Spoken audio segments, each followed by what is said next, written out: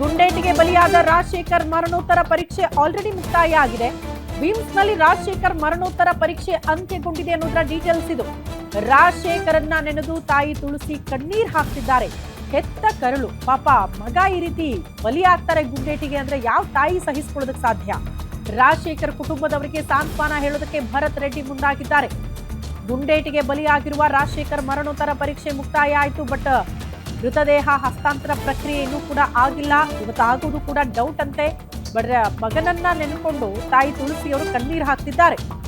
ಭರತ್ ರೆಡ್ಡಿ ಅವರು ಅವರಿಗೆ ಸಾಂತ್ವನ ಹೇಳೋದಕ್ಕೆ ಮುಂದಾಗ್ತಿದ್ದಾರೆ ಅನ್ನೋದ್ರ ಡೀಟೇಲ್ ಸಿಗ್ತಾ ಇದೆ.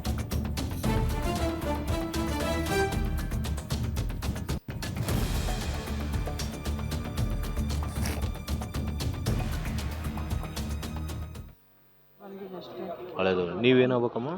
ರಾಜಶೇಖರ್ ಚಿಕ್ಕಮ್ಮ ರಾಜಶೇಖರ್ ಅವ್ರಮ್ಮ ತಂಗಿ. ಅವರಮ್ಮ ಎಲ್ಲಿದ್ರು? ಕೂತಿದಾರಲ್ಲ ಅವರನ್ನ ಎಷ್ಟು ಜನ ಮಕ್ಕಳು ಇವರು? ಇಬ್ರು ಹೆಣ್ಮಕ್ಳು, ಇಬ್ರು ಗಂಡು ಮಕ್ಕಳು. ಇಬ್ರು. ಇವನ್ ದೊಡ್ಡವನ ಚಿಕ್ಕ? ದೊಡ್ಡವನು, ಸಣ್ಣವನಲ್ಲೇ ಇದ್ದಾನೆ. ಏನ್ ಕೆಲಸ ಮಾಡ್ತಿದ್ದ? ಏನಿಲ್ಲ, ನಾವು ಕಿರಾಣಿ ಅಂಗಡಿ ಐತೆ ಅವ್ರದ್ದು, ಸಣ್ಣ ಅದೇ ನಡೆಸ್ತೀವಿ. ನಾವು ಹಳೇದರಿಂದ ಬಂದಿವಿ ಅಷ್ಟೇ. ಹಳೆದು ನೀವೇನಾಗಬೇಕಮ್ಮ? ರಾಜಶೇಖರ್ ಚಿಕ್ಕಮ್ಮ ರಾಜಶೇಖರ್ ಅವ್ರಮ್ಮ ತಂಗಿ. ಅವರಮ್ಮ ಎಲ್ಲಿದ್ರು? ಕೂತಿದಾರಲ್ಲ ಅವರನ್ನ ಎಷ್ಟು ಜನ ಮಕ್ಕಳು ಇವರು? ಇಬ್ರು ಹೆಣ್ಮಕ್ಳು, ಇಬ್ರು ಗಂಡು ಮಕ್ಕಳು. ಇಬ್ರು. ಇವನ್ ದೊಡ್ಡವನ ಚಿಕ್ಕ? ದೊಡ್ಡವನು, ಸಣ್ಣವನಲ್ಲೇ ಇದ್ದಾನೆ. ಏನ್ ಕೆಲಸ ಮಾಡ್ತಿದ್ದ? ಏನಿಲ್ಲ, ನಾವು ಕಿರಾಣಿ ಅಂಗಡಿ ಐತೆ ಅವ್ರದ್ದು, ಸಣ್ಣ ಅದೇ ನಡೆಸ್ತೀವಿ. ನಾವು ಹಳೇದರಿಂದ ಬಂದಿವಿ ಅಷ್ಟೇ.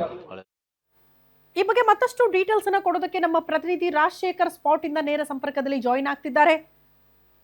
ರಾಜಶೇಖರ್, ಈಗ ಎಲ್ಲಿದ್ದೀರಿ? ಅಲ್ಲಿನ ಪರಿಸ್ಥಿತಿ ಏನ್ ನೋಡೋದಕ್ಕೆ ಸಿಗ್ತಾ ಇದೆ?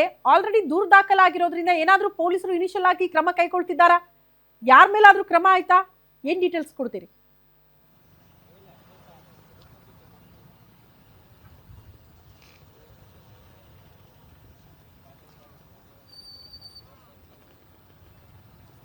ಎಸ್ ಶ್ರುತಿ, ಏನು ಈ ಒಂದು ಬಳ್ಳಾರಿಯ ಫ್ಲೆಕ್ಸ್ ಕಟ್ಟುವ ವಿಚಾರದಲ್ಲಿ ಏನು ರಾತ್ರಿ ಘರ್ಷಣೆಯಾಗಿ ಓರ್ವ ಕಾಂಗ್ರೆಸ್ ಕಾರ್ಯಕರ್ತ ಬಲಿಯಾಗಿದ್ದಾನೆ. ಈಗಾಗಲೇ ಕಾಂಗ್ರೆಸ್ ಕಾರ್ಯಕರ್ತರ ಮೃತದೇಹವನ್ನ ಈ ಒಂದು ವಿಮ್ಸ್ ಆಸ್ಪತ್ರೆಗೆ ಶಿಫ್ಟ್ ಮಾಡಲಾಗಿದೆ. ಅಷ್ಟೇ ಅಲ್ಲದೆ ಈಗಾಗಲೇ ಆ ಒಂದು ವಿಮ್ಸ್ ಆಸ್ಪತ್ರೆ ಮುಂಭಾಗದಲ್ಲಿ ಮೃತ ರಾಜಶೇಖರ್ ಅವರ ಕುಟುಂಬಸ್ಥರು ಕೂಡ ನಿಜಕ್ಕೂ ಕೂಡ ಆಕ್ರಂದನ ಮುಗಿಲು ಮುಟ್ಟಿದೆ ಅಂತಾನೆ ಹೇಳ್ಬೋದು. ಈಗಾಗಲೇ ರಾಜಶೇಖರ್ ಅವರನ್ನ ಕಳೆದುಕೊಂಡಂತಹ ಕುಟುಂಬಸ್ಥರು ಈಗಾಗಲೇ ನಿಜಕ್ಕೂ ಕೂಡ ಕಣ್ಣೀರಾಗ್ತಾ ರೋದನೆಯನ್ನ ವ್ಯಕ್ತಪಡಿಸ್ತಾ ಇದ್ದಾರೆ. ಅಷ್ಟೇ ಅಲ್ಲದೆ ಈಗಾಗಲೇ ಕೆಲವೇ ಕ್ಷಣಗಳಲ್ಲಿ ಆ ಒಂದು ರಾಜಶೇಖರ್ ಅವರ ಒಂದು ಕುಟುಂಬಸ್ಥರಿಗೆ ಆ ಸಾಂತ್ವನವನ್ನು ಹೇಳಲಿಕ್ಕೆ ಶಾಸಕರಾದಂತಹ ನಾರಾ ಭರತ್ ರೆಡ್ಡಿ ಅವರು ಕೂಡ ವಿಮ್ಸ್ ಆಸ್ಪತ್ರೆಗೆ ಬರಲಿದ್ದಾರೆ. ಅಷ್ಟೇ ಅಲ್ಲದೆ ಮತ್ತೊಂದು ಕಡೆ ಈಗಾಗಲೇ ಪೊಲೀಸ್ ತನಿಖೆಯೂ ಕೂಡ ಆರಂಭವಾಗಿದೆ. 11 ಮಂದಿಯ ವಿರುದ್ಧ ಈಗಾಗಲೇ ಎಫ್ಐಆರ್ ಕೂಡ ದಾಖಲಾಗಿರುವಂತದ್ದು. ಅದರಲ್ಲೂ ಕೂಡ ಗಂಗಾವತಿಯ ಶಾಸಕರಾದಂತಹ ಜನಾರ್ದನ ರೆಡ್ಡಿ, ಮಾಜಿ ಶಾಸಕರಾದಂತಹ ಸೋಮಶೇಖರ್ ರೆಡ್ಡಿ ಹಾಗೂ ಮಾಜಿ ಸಚಿವರಾದಂತಹ ಬಿ ಶ್ರೀರಾಮುಲು ಸೇರಿದಂತೆ ಒಟ್ಟು 11 ಮಂದಿಯ ವಿರುದ್ಧ ಈಗಾಗಲೇ ಎಫ್ಐಆರ್ ಕೂಡ ದಾಖಲಾಗಿದೆ. ಪೊಲೀಸರು ಕೂಡ ತನಿಖೆಯನ್ನ ಮಾಡ್ತಾ ಇದ್ದಾರೆ.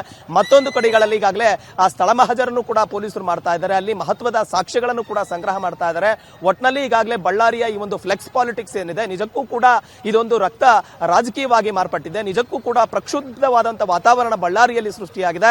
ಈಗಾಗಲೇ ಪೊಲೀಸರು ಕೂಡ ಏನು ಈ ಒಂದು ಘಟನೆಗೆ ಏನು ನಿಜವಾದಂತಹ ಕಾರಣ, ಏರ್ ಫೈರ್ ಆಯ್ತಾ ಅಥವಾ ಉದ್ದೇಶಪೂರ್ವಕವಾಗಿ ಈ ಒಂದು ಗುಂಡನ್ನ ಹಾರಿಸಿ ಕೊಲೆ ಮಾಡಿದ್ದಾರಾ ಅನ್ನುವಂಥದ್ದನ್ನ ಪೊಲೀಸರು ಕೂಡ ತನಿಖೆ ಮಾಡ್ತಾ ಇದ್ದಾರೆ. ಶ್ರುತಿ, ಓಕೆ. ರಾಜಶೇಖರ್, ಪ್ರಮುಖವಾಗಿ ಈಗ ಫ್ಲೆಕ್ಸ್ ಕಟ್ಟೋ ವಿಚಾರಕ್ಕೆ ಸಂಬಂಧಪಟ್ಟಂತೆ ಗಲಾಟೆ ಗದ್ದಲಗಳಾಗಿರೋದು, ಇಲ್ಲಿ ಆರೋಪ ಪ್ರತ್ಯಾರೋಪಗಳು ಕೂಡ ಕೇಳೋದಕ್ಕೆ ಸಿಗ್ತಾ ಇದೆ. ಪೊಲೀಸರು ಈಗ ತನಿಖೆ ಮಾಡಿದಂತ ಹೊತ್ತಲ್ಲಿ ರಾಜಶೇಖರ್ ಎಕ್ಸಾಕ್ಟ್ಲಿ ಯಾರ ಗುಂಡೇಟಿನಿಂದ ಬಲಿಯಾಗಿದ್ದು ಅನ್ನೋದ್ರ ಬಗ್ಗೆ ಏನಾದ್ರೂ ಕ್ಲಾರಿಟಿ ಸಿಗ್ತಾ ಇದೆಯಾ? ಪ್ರಾಥಮಿಕವಾಗಿ ಈ ಬಗ್ಗೆ ಮಾಹಿತಿ ಕಲೆ ಹಾಕಿದ್ದಾರಾ? ಅದ್ರ ಜೊತೆಗೆ ಎಟ್ ಅ ಟೈಮ್ ಸೇಮ್ ಟೈಮಿಂಗ್ ಅಲ್ಲಿ ಎರಡೂ ಕಡೆ ಕೂಡ ಪ್ರೆಸ್ ಮೀಟ್ ಏನ್ ನಿರೀಕ್ಷೆ ಮಾಡಬಹುದು?